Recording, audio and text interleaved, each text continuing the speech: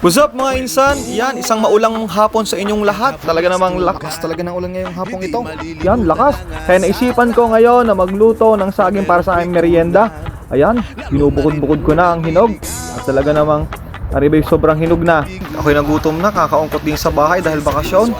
Sige, talaga namang daming saging na rin. Talagang masarap ilaga at sarap merienda ngayong hapon. Let's go, lutuin na natin. Ayan, akin mo ng hinugasan at talagang may mga puti-puti.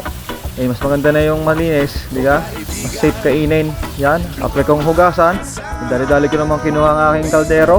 Yun, talaga naman sabay patong ng aking mga saging. Siyempre, ating lagyan ng tubig. Hindi maluluto ito pag walang tubig. Kaya nilagang saging na rin. Yan, ay binuksan na ang gasol para maisa lang na rin nilagang saging na rin. Sige, lagyan yung kaldero. Ayan, mag-aantay lang tayo ng ilang minuto para maluto na rin.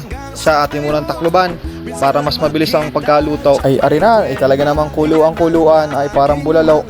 Ay parang si diwata. Ayan, chinecheck ko kung pwede na. So medyo matigas pa kaya babalikan ulit natin. Ay na nga, after ng ilang minuto talagang naluto na yan. Inaahon ko na. Yan, lagay ko na sa plato at para makain na. Ayaw, damay. Siguro yung mga 20 peraso rin aray. Ay siya, samahan niyo akong kumain.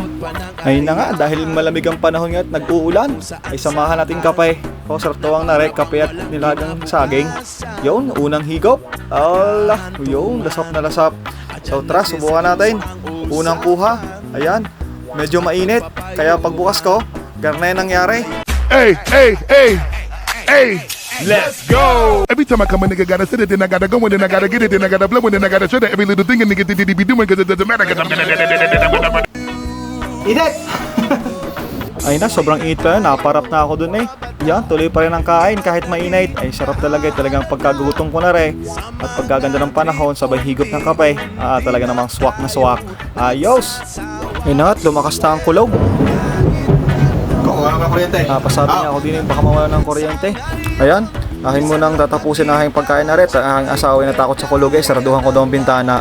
Ay sabi ko, wait lang at ubusin ko lang nga rin. At ako tatapusin ko lang rin vlog na rin. Yan, sige, mabubulunan pa eh. Ay siya, higop ng kapay. Siya, thank you so much po sa mga nanood. At sana'y nabusog din kayo. Thank you so much, bye!